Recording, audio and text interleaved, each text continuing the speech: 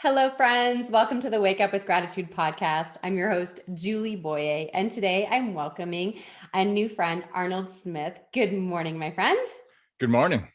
I am very excited for our time together. We're both kind of like really excited and ready to go and got lots to talk about. And what I love about Rnold is he's answering the question, what makes people happier? Hmm. And he really does this through helping people to release their bad habits and really practice the good ones. And as someone who practices gratitude and wants to inspire people to do that, I feel really aligned with his work. He's the president and chief visionary of Connection Apps Inc. There is several apps that he will tell us about a little bit later as part of his story.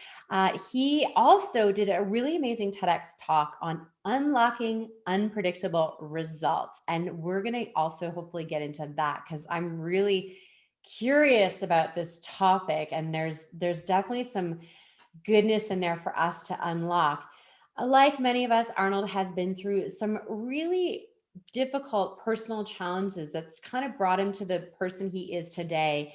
And if it would be all right with you, if you wouldn't mind kind of starting with, some of those parts of your story that really kind of brought you to this person who's really focusing on, what makes people happier. Yeah, thanks, Julia.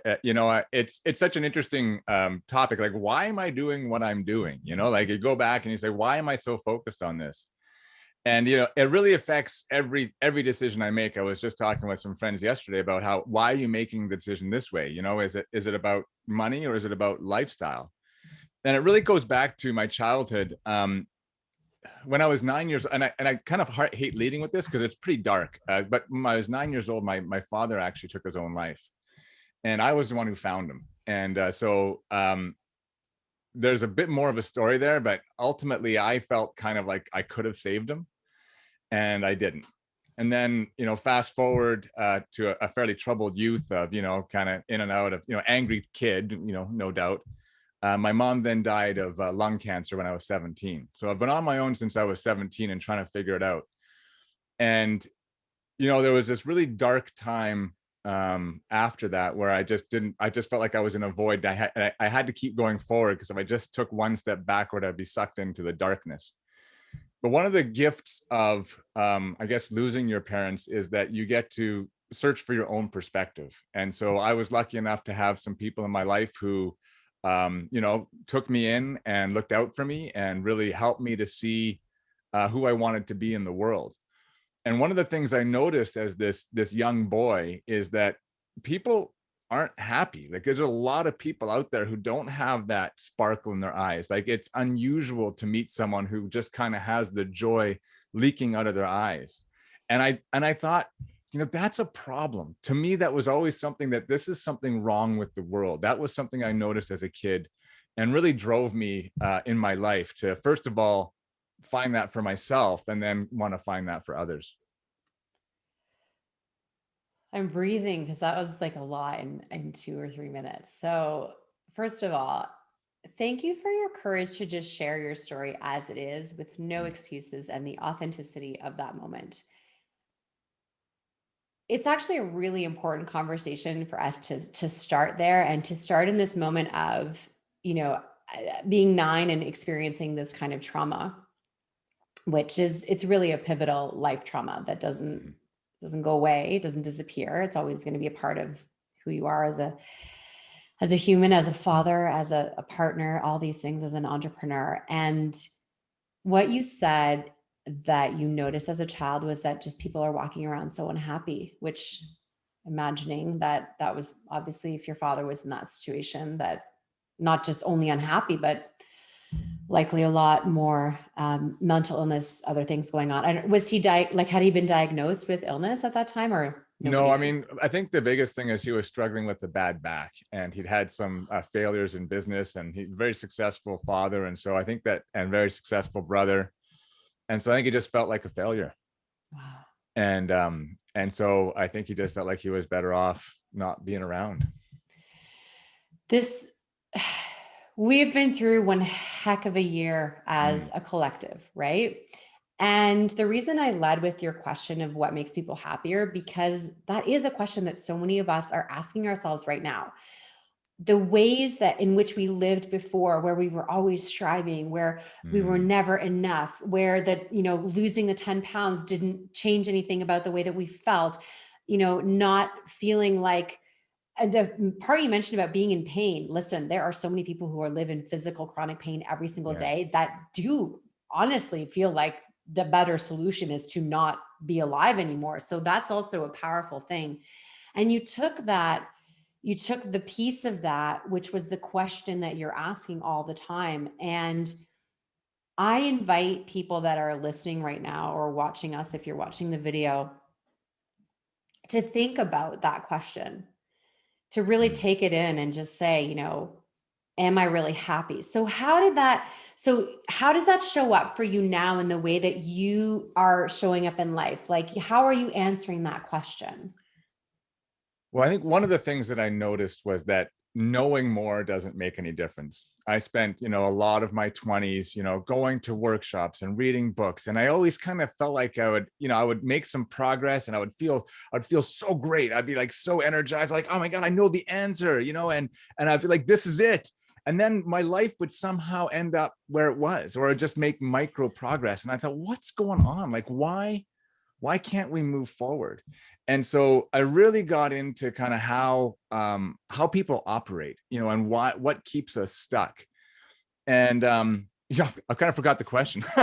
Oh, just how Oh yeah, you're answering your question of, right. helping people to be happier, right? You Yeah, started with yourself. that's right. And then, like you said, you were investing all this time in yourself and realizing that that wasn't the answer either, right? It's true. Yeah, Yeah, thank you. we definitely So can't read ourselves to be happier. That's for sure. no, it's true. I mean, sometimes there's obviously an insight that really unlocks something. And that's, knowing what we don't know is, that's one of the places where the best growth happens.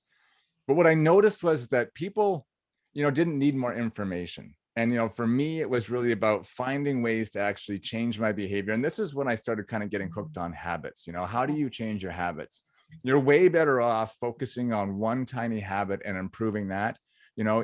Just between 8 and 10, I only snack on healthy things, like just that one habit. And don't worry about how much sugar you eat or how much ice cream. If you focus just on that thing, it has a cascading effect. So when we focus on habits, and so that just the whole world of how our brains work.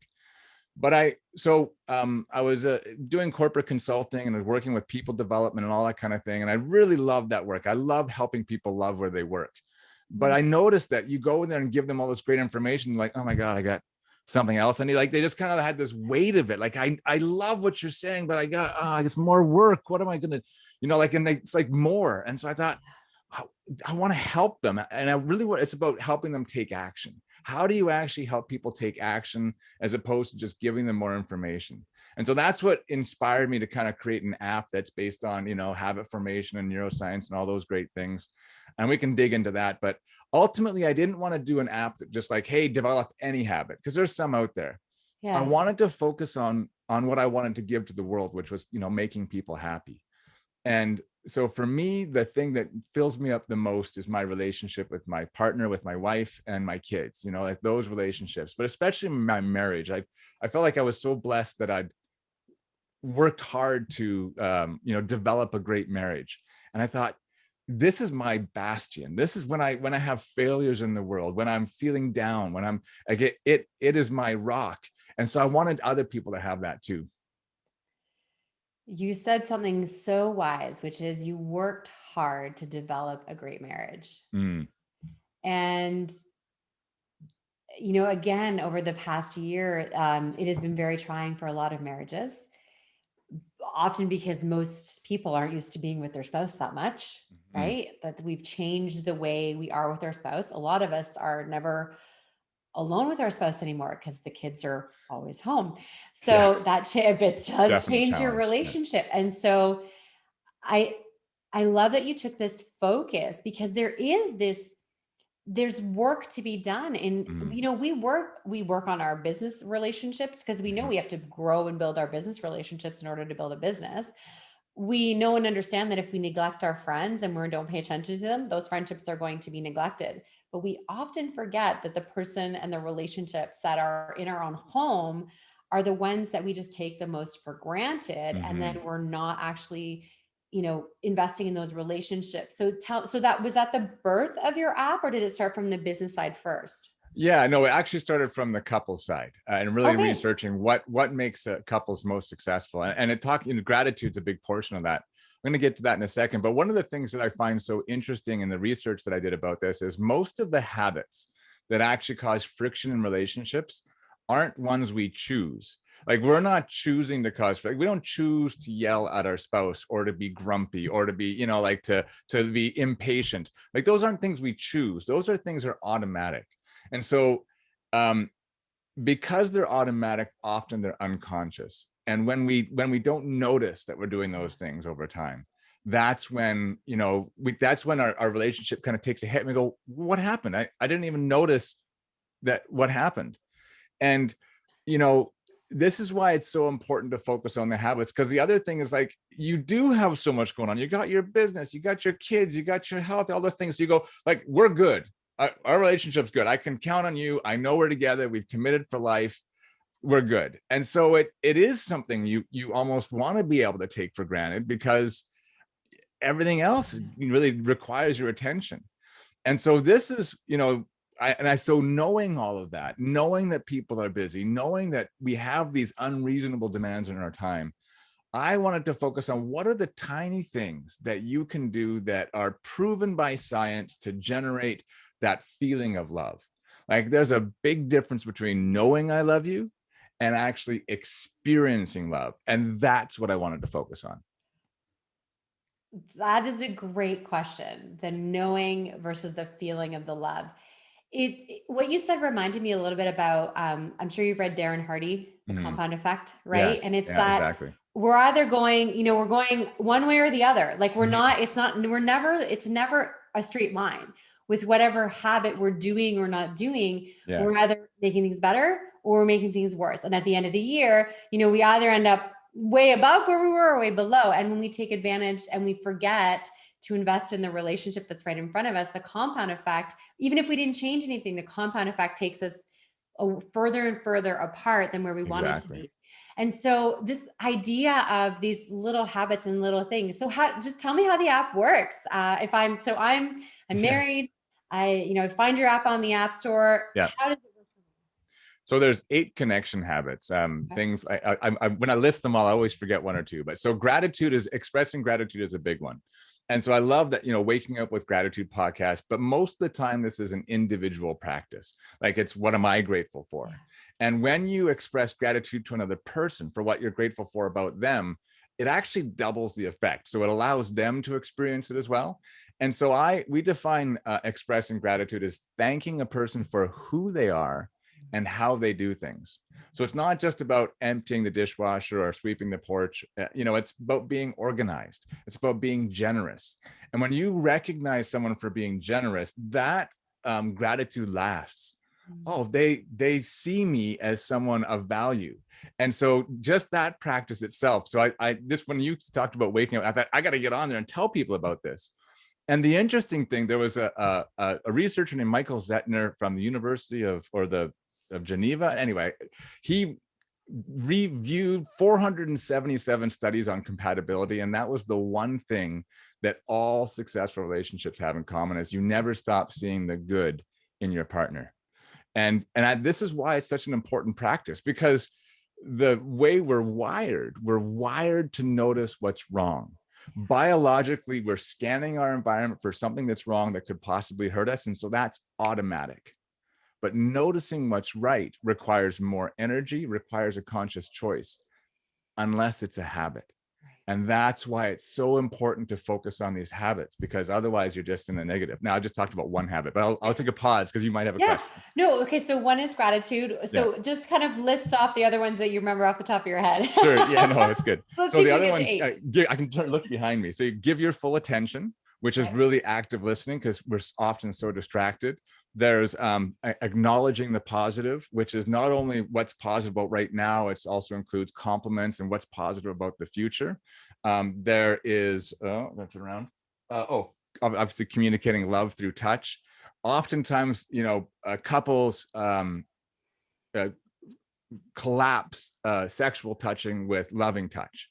And of course, oftentimes they do happen together. But if you always do that, sometimes you can lose that. You get that expectation piece, and then it becomes opposite effect. It doesn't create the relaxation. It gives that kind of sense of fear. So you want to make sure you have lots of opportunities for just loving touch without a goal. And so that's one of the haps. So that's one of the things. What we got? Oh, showing appreciation, offering encouragement. Just the practice of offering encouragement. And you get that, you can do it, babe, a good job, I believe in you. That's all great, but actually the skill of explaining to someone why you think they'll be successful. Like, what is it about you in the past? You remember how you had this problem in the past and you overcame it? That's exactly what's going to happen this time. It's way better than, hey, you can do it. And so that's part of what what the app does is it breaks it down into a daily challenge. You do a 28-day challenge, and then you get an expert tip in the morning, like something to think about, a new way of thanking your partner, a little bit, a bit of research about that particular habit, and you develop over 28 days. And then what science says about habit formation is that when you track your progress, that's one of the best ways to get a habit, but it's boring. So we offer prize rewards and prize entries for that. And also we ask you to write a celebration of your practice, because the big mistake that most people make with a new habit is they look at, oh, but I didn't do it as well. I didn't try as hard. Like, we instantly find what we didn't do well. Mm-hmm. And that goes against brain science, which is you want to make sure you have a positive association with the new habit, because that's what actually triggers the habit response. It's not repetition, it's a craving for a reward. So that's the other thing you do in the app. So you rate your practice, you say the number of times, and then you kind of have this celebration. You do that every day, and then you develop the habit faster. That sounds awesome. I love it so much. We'll make sure that, as always, that it's easy to find. We'll do the links for both shops, whatever phone you have, you can download it easily. Yeah. I know there's a nominal fee to use the app, which is amazing, because it sounds like you're offering a lot.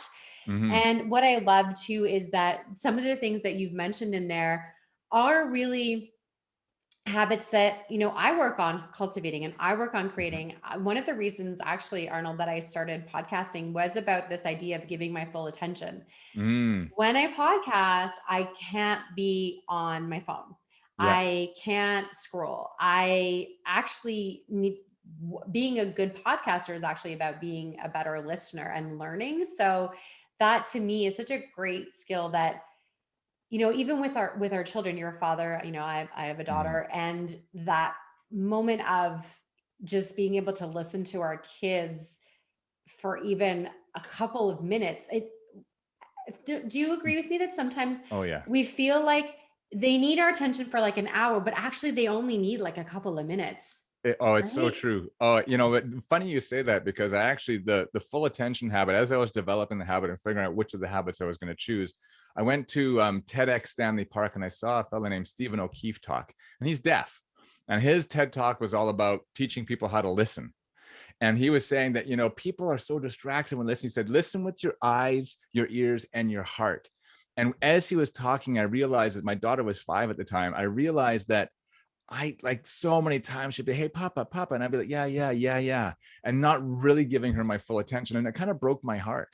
And so the next day I was like, okay, I'm going to get it. So she said, Papa. And I looked and I said, yes. I looked at her, and she kind of had this face like, oh, I don't quite know what to do with all your attention. So she kind of froze, which broke my heart again. Cause like, oh my goodness. But that was with the impetus behind this. And how can we all work on those habits? And when we do, it just has such a profound impact. Literally, you can change someone else's physiology. Their heart rate decreases, their shoulders relax, like they go from their sympathetic nervous system into their just by them feeling listened to. Powerful. Yeah.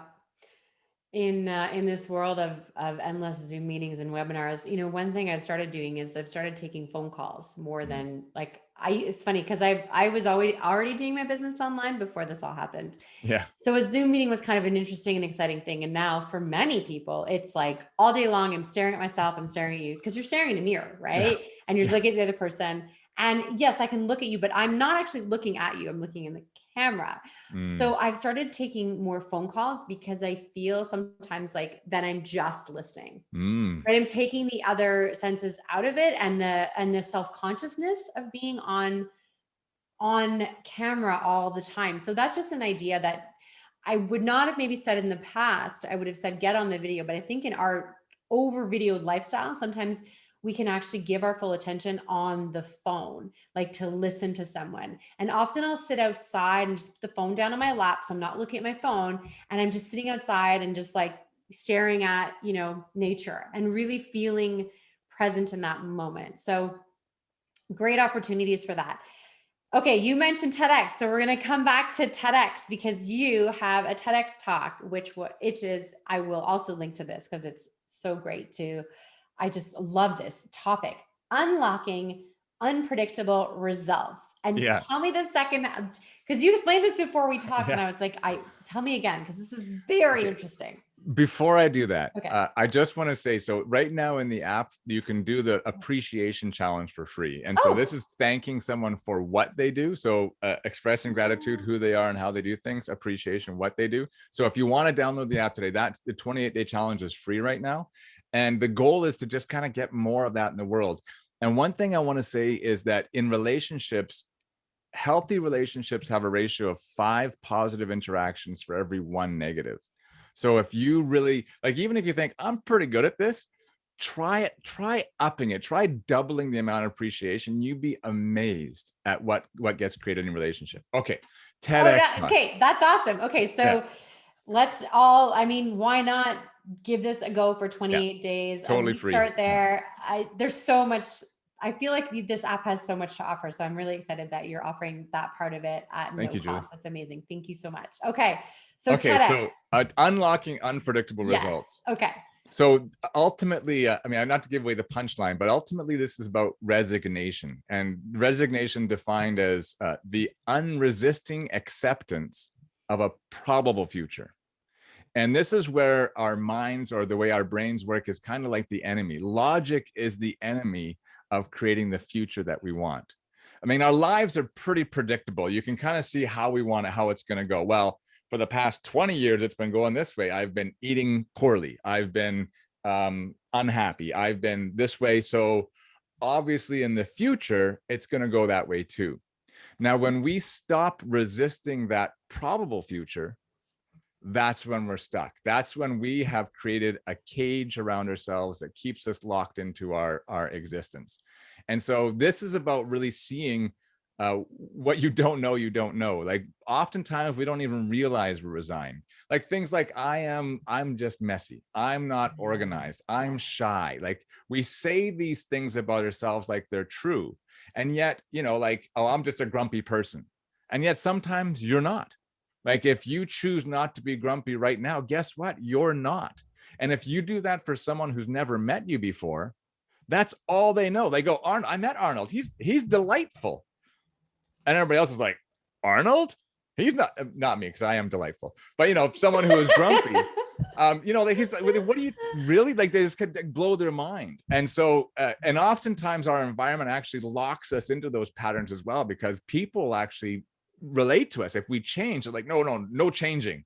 You're this way. You're my friend who does this. So that's I mean, there's a whole nother world of habit change around that. But ultimately, that if you want to change your life, you have to figure out where you're resigned. Okay. I may have written this down wrong, but it really caught my attention. Logic is the enemy of creativity. Almost. Logic is the enemy, almost, of creating the life you want. Okay, creating life. Yeah, I was like, if you you want a said different, it, and it if you want a different future, logic is the enemy. Because if you want to write a book and you've never written a book before, logic says you don't know how to write a book. Okay. If you want a successful business and you've never had a successful business before, your logic says you don't know how to do that. And so, taking leaps, if you want to lose weight, like really changing your identity of who you are, logic says that's not who you are. Look, I've got evidence. I got 30, 40, 50 years of evidence that says I'm this way. You're not going to be that way. And it feels like it's actually us doing that. Like it feels like that, like we're logic. I'm going to say something that might be a bit spiritual, but no, please do. We are not the program. We are the programmer. But oftentimes we get locked in the program and relate to us like we are the program. And it takes a moment to see, like, like thoughts that just come, like reactions. Like, if you, like, really, would you ever yell angrily at your children if you are choosing that? Like, of course not. Like, you can be calm, you can be loving, you can steer them in the right direction. Sure, you can be firm, but like an angry outburst, that's not you. That's just the program. And being able to step back and see that you have a program and that you can actually program it is kind of a key to kind of giving you access to change. This is also very interesting. I love it. I'm married to a logic first person. And I'm of the spiritual realm, very much so. I'm an intuitive business and health coach. Like, I lead with my intuition. I'm an empath. And try explaining that to someone who has a logic, who literally is a programmer, actually, the irony of it all. So I love what you said is, like, we're running the programs, but we're the programmer. And you mentioned something too about I am statements, right? And that you decide what comes after those words. That's right. And you can decide, everyone knows you as the grumpy person, and then you meet a new person and you decide that, oh, I'm always cheerful, or, I have a joy to leave. And then those people see you as that person because you set it into being. You decided that was who you were going to be in that moment. And this conversation could go on for a really long time. It's really cool how we have these, like, really things that a lot of the stuff that I've studied and worked through and grown. Yes. And really, and I honestly think, like, my husband is my greatest teacher because he approaches things with a logic mind. And he challenges me all the time when I'm using like energy or magic or manifesting. He really challenges me on that. But it's like you said about, it's that unless, if I just keep believing my past results are going to guide my future, well, then nothing will ever change. And I don't believe that. My past results are the results of my past thinking. And even what's showing up today is actually what I was thinking before. And I'm working on thinking about where am I creating, where am I going, even though it doesn't seem logical, but I believe it's possible. So that's right. Well, and ultimately you want to have a balance. You want to understand that logic has power as well, but you want to harness it. And it's true, like, what's new in the world? What doesn't exist and then now exists? Like, most of the time it's just manipulating matter, but what's new is thoughts. Right. Like, you go from nothing, now there's a new thought. Or language. When you say something out loud, you're creating something in the universe that wasn't there before. And the idea, most of the time we're using descriptive language. We're explaining what we see in the world. But transformative language, where we can actually create something, where we're calling into being a future that doesn't yet exist. We can do that with language. And then we communicate that. And now two people have that future that didn't exist before you said that. And I think it's a great logical way, because I'm really logical too. But it's a logical way to explain, how do you create a new future? And then you figure out, like, well, how do I battle against the forces that say, no, that's not possible? I've been battling that. I feel like you were listening in on our conversations over the past couple of weeks. So we'll talk about that later. But anyway, sorry about that. I didn't know our Alexa devices were I figured I was preparing for the interview. Connected. So, oh my gosh. Okay. All right. We've talked about your app. We've talked about how gratitude, how you teach that through your app. Rnold, tell me about your personal gratitude. What does that look like and show up in your day? Oh, I really try and practice that. Obviously, with my wife, that's something, my app reminds me. This is a great thing. Like, you can forget. You go through the day, I get, 11:30 reminder. Oh, send a little gratitude message to my wife. And, sure, she knows I'm being reminded, but hey, she gets a message, every day that says, I'm grateful for this. And I find something to be grateful for and share that with her. And she does it back. And the same thing with my kids, at dinner time.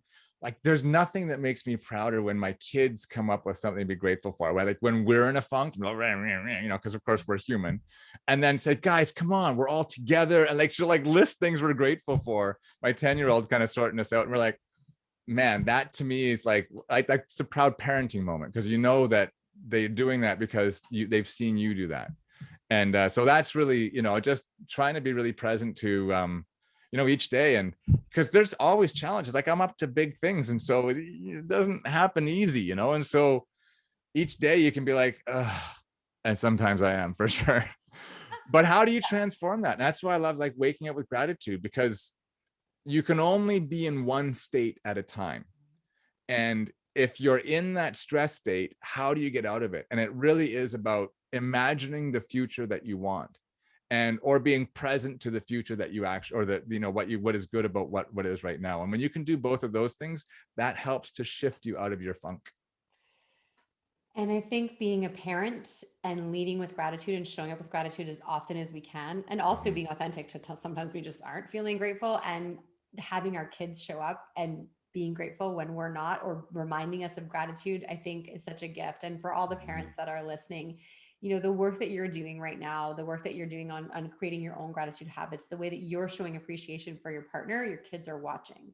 They are Absolutely. watching us and they are learning from us. And I do believe that globally right now, the gratitude movement is, it's gaining momentum, it's growing so much, and it will be led by our children. So I love that you have that from with your kids, and you're showing that example. That makes me just so happy to hear that. So, Yeah, oh, my friend, this has been so amazing.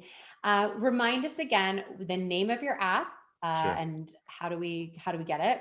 Yeah. So the Connection app, or the Connection app for couples. Obviously, if you're an individual, you can download the Connection app. If you're in a relationship, the Connection app for couples. Play Store or the App Store, so Apple or Google. Find me. It's my name, Rnold Smith. So I'm easy to find on the internet. Connect with me on LinkedIn. One of the things I do love is I love working with organizations. This has kind of been the evolution of my business. Is obviously in relationships at home, this is so important. But when you can get this stuff happening at work, when you can get 3 or 4 or 5 times the appreciation or encouragement happening on your team, and it's not just, the one person, the leader, like, trying to make it happen, magic happens. And so I love doing that. It's just so cool. Anyway, so that's Yeah. me. So just remember that, your name is spelled differently, Arnold with the letter R, which I Yeah. love. The story is for another day, but let's just say that you are someone that we want to be connected with. We Mhm. want to, feel that energy, feel that vibe. Download the app. You get a free trial on, one of the habits. That's amazing gift. Thank you so, so much. Mhm. I feel like we've touched the tip of the iceberg of this conversation. So I look forward to our next conversation. Just thank Oh, you I so much love that. for today. And I just want to say, so I want to plug up my upcoming book. It's called The Connection Habits at Work, and How 7 Tiny Habits Create Happy, Productive Teams. Hope that's okay. Oh, when does the book come out? May Oh, that's 15th. perfect. Yeah. Okay. Yeah. So for those that are, watching this when this first comes out, it's around April 2021. So look for the book in May 2021. Maybe Mhm. if we have the link, we can share like a pre-release, or just make sure, like we said, we're sharing all this stuff on social media. That's the easiest way for us to stay connected, is Yeah. follow on a social media account wherever. Like you said, you spend some time on LinkedIn as well as, Yeah. Facebook, Instagram, those important ones. So, Exactly. all right. Thank you so, so much, and excited for what's next. Love it. All right, Julie, have a great day.